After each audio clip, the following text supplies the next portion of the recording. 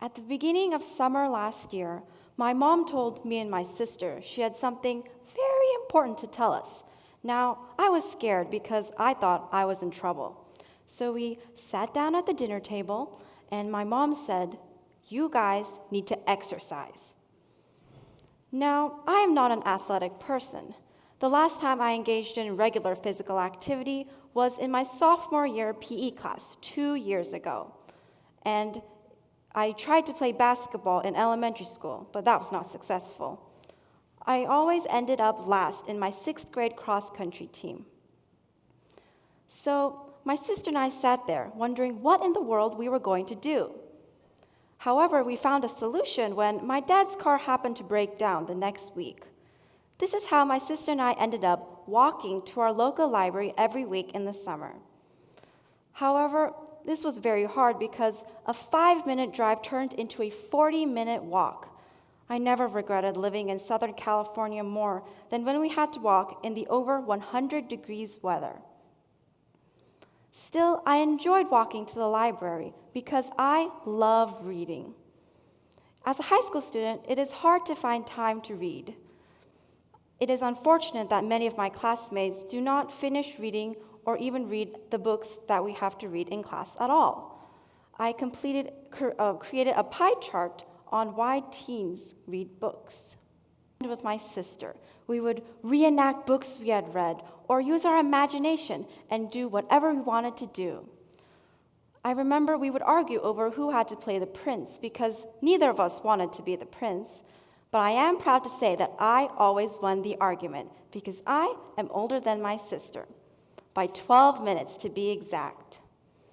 Books allow me to expand my imagination. I can be whoever I want to be and do whatever I want to do.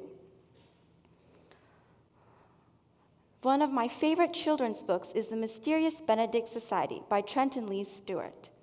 It is about a group of 4 intelligent and unique children who form a secret group and go out to defeat the evil Mr. Curtin, who wants to brainwash the world. This book inspires me because not only do the characters succeed in saving the world, but they are children and young people, just like me. Books give me the power and the belief in the impossible. In addition, books also open your mind to different perspectives. For example, this is Chimamanda Adichie, a Nigerian contemporary writer. As a young child, she read mostly British and American literature because those were the only ones available to her. She had a narrow view on the world, a world where Africans were not as important. However, things changed when she discovered African books. Her eyes were opened, and she discovered a whole new world. Adichie says, "I had a change in my mindset. I realized that people like me could also exist in literature." When you read, your eyes become opened. You get exposed to different stories and different points of view and can see the world in a different way. In addition, books such as Wonder encourage me to have empathy and compassion for other people.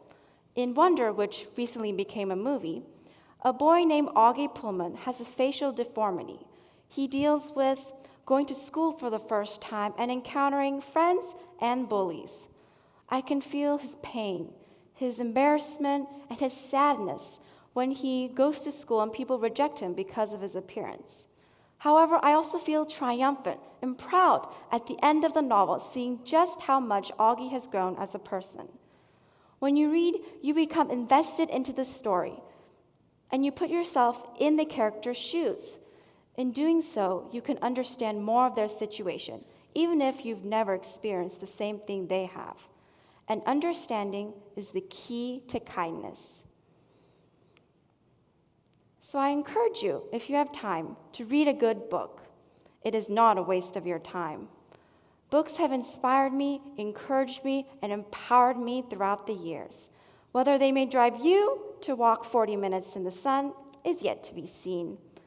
As the Harry Potter author J.K. Rowling once said, "I do believe that something very magical can happen when you read a good book."